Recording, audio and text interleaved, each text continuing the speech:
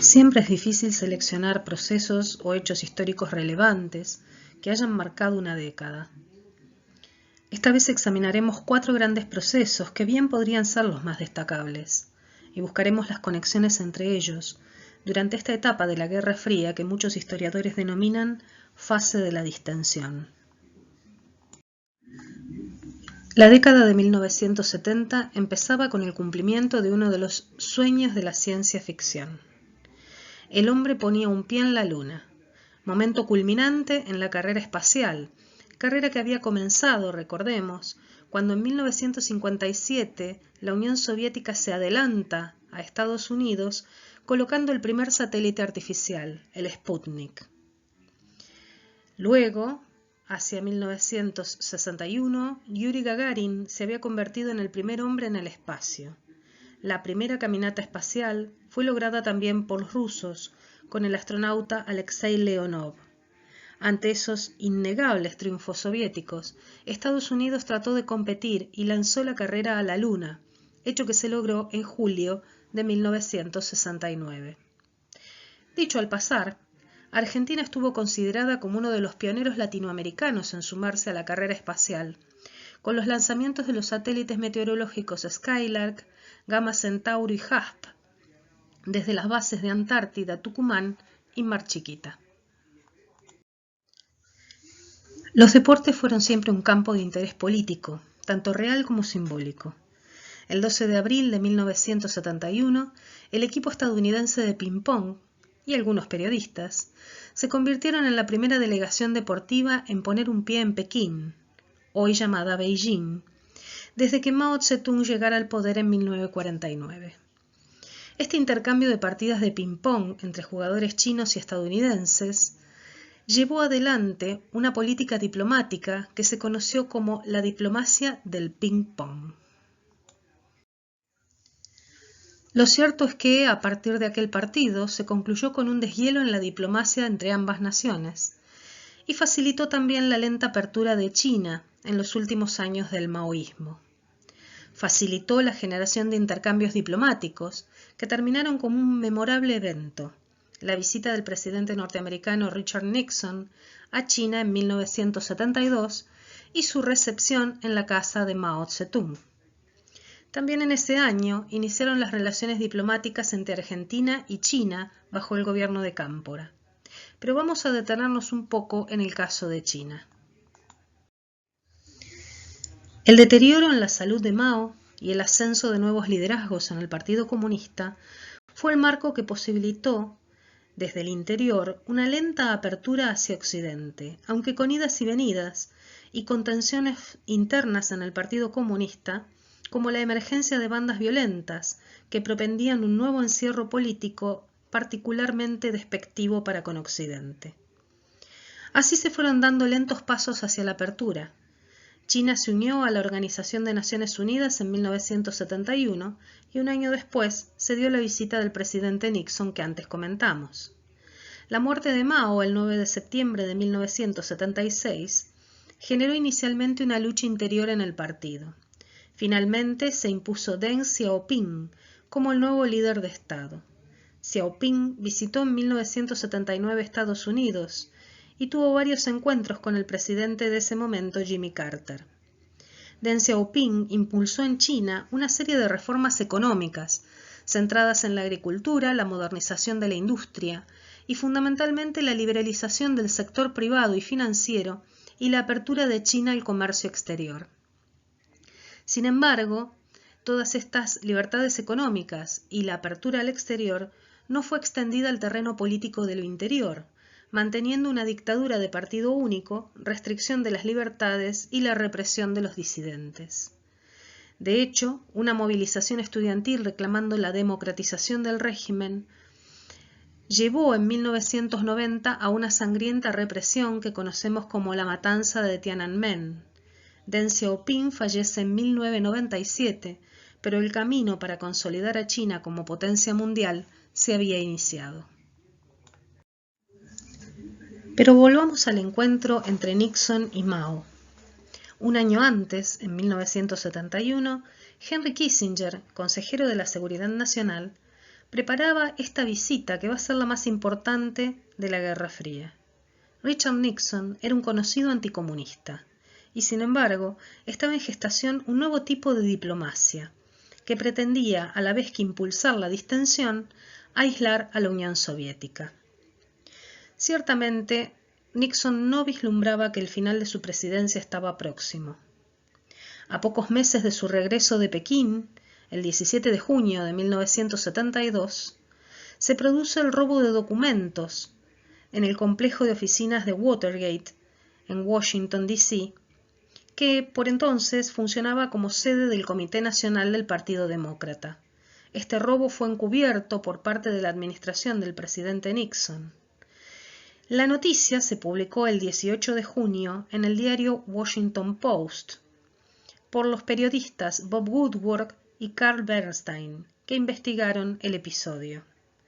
Richard Nixon se negó sistemáticamente durante los siguientes meses a entregar las grabaciones al Comité del Senado, grabaciones que lo implicaban en el caso Watergate, por lo cual tendría que enfrentarse a una acción frente a la justicia. Entre idas y venidas y publicación de investigaciones, en 1974 Richard Nixon dimitió a su cargo de presidente. Era la primera vez que ocurría un escándalo de tal envergadura y una dimisión presidencial en los Estados Unidos. Así se iniciaba una nueva etapa en la historia, la del periodismo de investigación como denunciante de los casos de corrupción. Retornemos a la diplomacia del ping-pong. Pensando que el objetivo es aislar a la Unión Soviética, esto solo era posible en este contexto particular de una Unión Soviética bastante debilitada económicamente hacia el interior y que contaba cada vez con mayor inestabilidad en sus alianzas. La ruptura con China terminó consolidándose en parte por el ejemplo que Albania le da al este europeo alcanzando una serie de acuerdos con China, por los que se desligaba de la influencia soviética, y además cuando en los años 60 China irrumpe en el club atómico. Finalmente, en 1969, el incidente de Sembao en la frontera entre Rusia y China marcó el final de toda relación. Sin embargo, Rusia conservaba las tradicionales alianzas en Medio Oriente, Siria como principal socio soviético en la región durante la primera mitad de los años 70 y también la cooperación militar soviética con Egipto y en general con todo el mundo árabe. Sin embargo, a mediados de los años 70, el debilitamiento de las posiciones soviéticas en la región se relacionó directamente con la fragilidad económica rusa, incapaz de responder a las expectativas de los regímenes nacionalistas árabes. Mamá, tienes que darme 50 tumanes. Ah, sí. ¿Pero para qué? Golnaz me ha dicho que venden cintas en la avenida Gandhi. ¿Y tus cintas de los Bee Gees? Pero mamá, los Bee Gees son un rollo.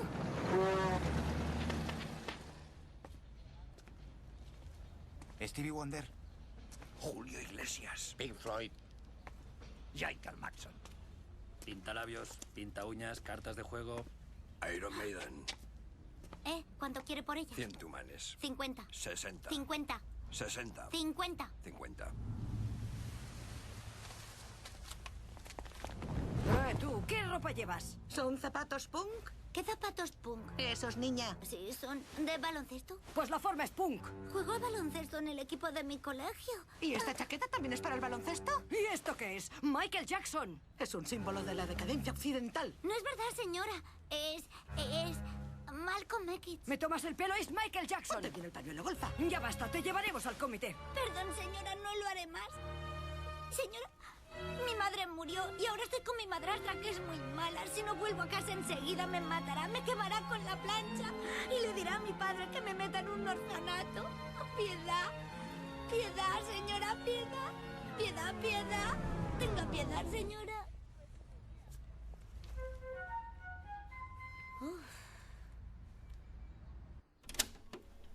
I'm the master of the monsters. Ha, ha, ha, ha, ha, ha.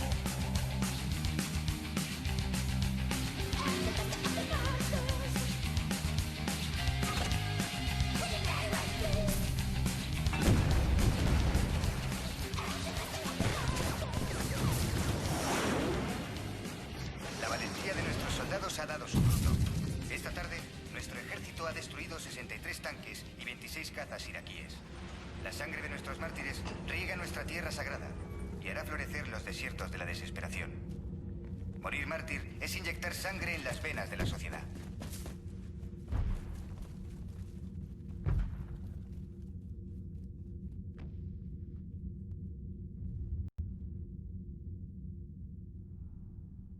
Tiene mal aspecto, señora Nasrin. Este fragmento de la película Persépolis nos muestra cómo la venta de productos culturales occidentales se convirtió en ilegal en Irán tras la revolución islámica que llevaron adelante los ayatolás en 1979. Y también cómo las costumbres y las formas de vida de Irán, pujante y creciente sociedad en la década de los 60, terminaron transformadas a partir de los cambios introducidos especialmente por Khomeini. Marjane Satrapi, en Persépolis, primero desde el cómic y posteriormente desde la película, cuenta su propia historia y la historia del sufrimiento que vivió junto a su familia al ver cómo una revolución, cuya esperanza era la instauración de una democracia, haciendo desaparecer el régimen autocrático del Shah, se terminó convirtiendo en la dictadura de los ayatolás. El 11 de febrero de 1979, las manifestaciones callejeras terminaron con el gobierno del último Shah. Después de los 3 primeros años sangrientos, se estableció una república islámica, teocrática, cimentada fundamentalmente en la ideología que planteaba el ayatolá Khomeini y los chiitas. Se establecieron controles estrictos a los medios de comunicación. Los iraníes quedaron aislados de las influencias occidentales.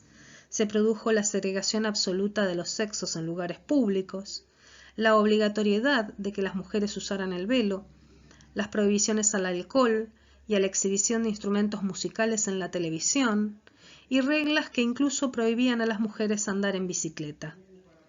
En la década del 80, el ayatolá Khomeini promovió la guerra entre su país e Irak, conflicto que duró 8 años y devastó ambas naciones. Medio Oriente fue protagonista de esta fase de distensión de los años 70. Continuación, muchos de estos conflictos de viejos antagonismos entre árabes e israelíes, desencadenados allá por los años 50. En octubre de 1973, tropas egipcias y sirias atacaron por sorpresa Israel. Se iniciaba de ese modo la guerra del Yom Kippur, o también llamada guerra del Ramadán. Este conflicto tuvo amplísimas repercusiones. En principio porque gestó una crisis económica, la crisis del petróleo, que cerró la etapa expansiva del capitalismo en los países desarrollados. Luego, la guerra señaló un nuevo rumbo en la diplomacia de las superpotencias, que trataron de alcanzar la paz en la región, paz que concretaron en 1979 con la firma de los acuerdos de Camp David. Estos fenómenos de la distensión también estaban propiciados por la derrota de Estados Unidos en Vietnam, en 1972, que entre otros factores forzaron el retiro de tropas y la firma del Tratado de Paz de París en 1973. La retirada de Estados Unidos propició la caída de Vietnam del Sur y la reunificación bajo el liderazgo del norte comunista en 1975. La guerra había terminado. Estos cambios en los ejes políticos fueron propiciando el acercamiento de Estados Unidos a China y el distanciamiento de la Unión Soviética. De tal modo, el mundo entraba en una nueva fase. El equilibrio de las superpotencias se reorganizaba. Estados Unidos, guiado por el secretario de Estado Kissinger, no dudó en apoyar golpes de Estado en América Latina, como estrategia para combatir lo que consideraban era el avance de las izquierdas, no solo ocasionada por las desigualdades sociales, sino fuertemente propiciadas por la cercanía de Cuba. Así, en 1973, apoyaron el golpe de Estado a Salvador Allende en Chile, que llevó a Pinochet a ejercer la presidencia. Y también el apoyo al golpe de Estado en 1976 en Argentina. En 1973, al otro lado del mundo, los estudiantes del Politécnico de Atenas tomaban el establecimiento produciendo una protesta masiva que acabó con 5 años de la denominada dictadura de los coroneles en Grecia. Esta es una foto muy interesante. Corresponde a la Exposición Industrial de 1959, en la que Donald Kendall, flamante presidente de Pepsi, le convida a Nikita Khrushchev, premier soviético, que tenía sed y calor, una Pepsi. Vemos también ahí a Nixon, que por entonces era vicepresidente de Estados Unidos. Para los años 70, Donald Kendall continuaba siendo el presidente de Pepsi y le recordó a su amigo, ahora el presidente Richard Nixon, que a Khrushchev le había gustado aquella bebida. Así que insistió, y de tanta insistencia logró un acuerdo con la Unión Soviética. En 1972 se firma este acuerdo comercial por el cual la Unión Soviética importaría Pepsi, pero la pagaría con otro producto. El gobierno soviético tenía grandes cantidades de vodka, ya que la mayoría de las marcas de esta bebida eran estatales. Así que decidió pagar el ingreso de Pepsi a Rusia con la venta de vodka Stolinaya en Estados Unidos. El Stolinaya fue un vodka creado en 1901 siguiendo la receta diseñada por el famosísimo químico ruso Mendeleev. Por este histórico acuerdo, Pepsi se convertía en el primer producto occidental que se vendía en la Unión Soviética y a la vez diversificaba su negocio en Estados Unidos al introducir en exclusiva el vodka ruso. Acuerdos solo posibles en una fase de distensión.